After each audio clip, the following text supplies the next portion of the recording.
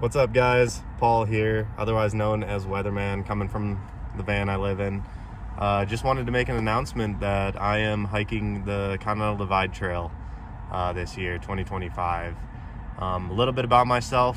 2023, I hiked the Pacific Crest Trail, PCT. It was a crazy year, super high snow year. We had to do a little bit of flip-flopping to make it work. We basically went up to Whitney, then we got a ride all the way to Washington, hiked back south to Whitney. But we were able to hike every mile along the way, no fires, no nothing. Last year I did the Wind River High Route with my buddy Outlaw. 3 years ago I did the Colorado Trail. So this year I am planning on my second big through hike, and I am super excited. So basically, I just want to come on and explain why I'm so excited and why I'm choosing to do the Continental Divide Trail this year. So 3 years ago, like I said, I did the Colorado Trail, and it was one of the best experiences of my life. Some of the most beautiful landscapes I've seen still to this day. And I got done with that trail and was not sure if I was capable of doing a big long trail. I was unsure on my abilities. I'd done 500 miles at that point, which is a huge groundbreaking hike. So after I finished that, I set my goals on 2 years I will do the PCT, and I did it. I was lucky enough to hike all the way along, hike every single mile of it with a little bit of flip-flopping, so a little asterisk next to it. So come this year, I will have been off a long distance trail for about 2 years. So I am really looking forward to getting back to the community, just the whole simplicity of life, getting back to walking every single day, being excited for towns, being excited for water, streams, just a food, snack. It's something that I have yet to have that appreciation for in normal life, even in the van. Some things are harder in a van, some things are easier in a van, but nothing is quite like through hiking.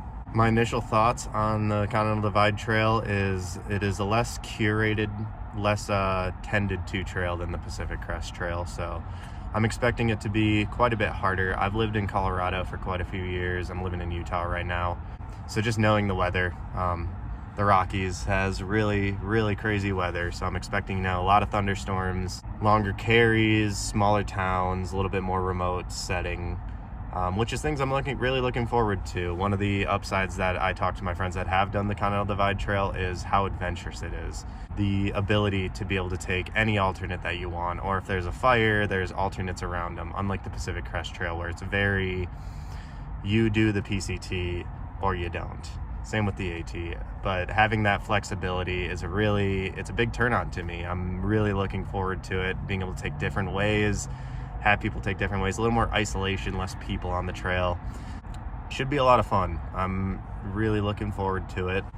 So one of the reasons that I am making this public and I want to make videos this time around, as opposed to what I did on the Pacific Crest Trail, is as I was hiking the PCT, my buddy Outlaw, really close friend of mine I met on trail, he was filming the whole thing along the way, making a little vlog series. I hiked 2,200 miles of the PCT with him, so a lot of my experiences were shared on those videos, and now I have something to look back at, and I think that's really beautiful.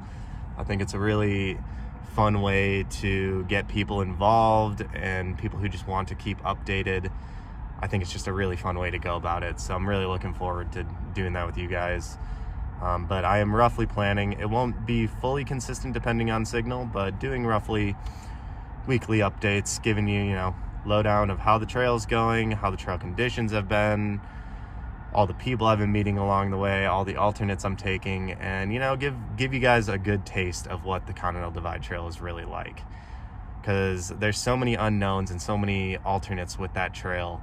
I would love to just be a resource for people to use for future hikes, or just for people to use for enjoyment if they just want to be able to watch somebody going through a really fun and epic experience. It's some of the most beautiful states in our country, and that's something just you only get so many chances in your life to be able to hike something like that.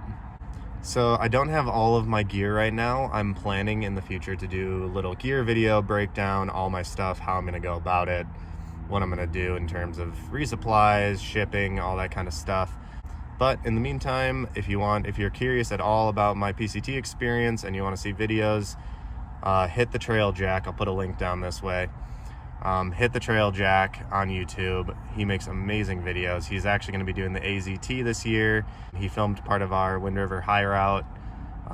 Also, as like I said, he had an entire vlog of the PCT if you want to be curious on how we went about it and all the details of what we did to get through that, and just kind of the whole experience. It's a really cool way to just look back and see how people go about it. It's a great resource for people who, if they do it on another high snow year, a good resource to be able to flip around the Sierra, or what the rivers looked like in September, what the rivers looked like in June in Washington, things like that. And I'm hoping that I can do that for the community as well. So thanks, guys. Looking forward to giving you updates and making more videos about this, and I'm really looking forward to hiking soon. Thank you for watching. I'll see you later.